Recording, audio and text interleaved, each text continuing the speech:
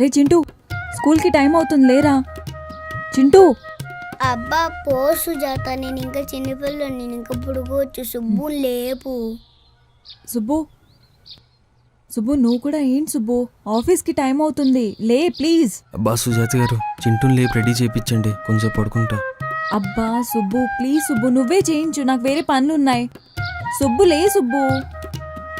ఇలా కాదు.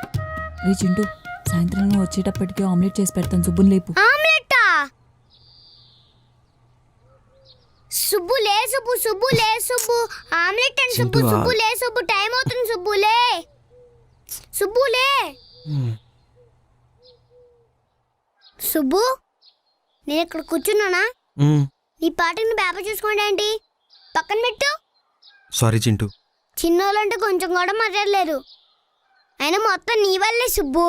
నేనేం చేశాను చింటూ? నువ్వు త్వరగా లేవచ్చు కదా, నన్ను లేపుతారు.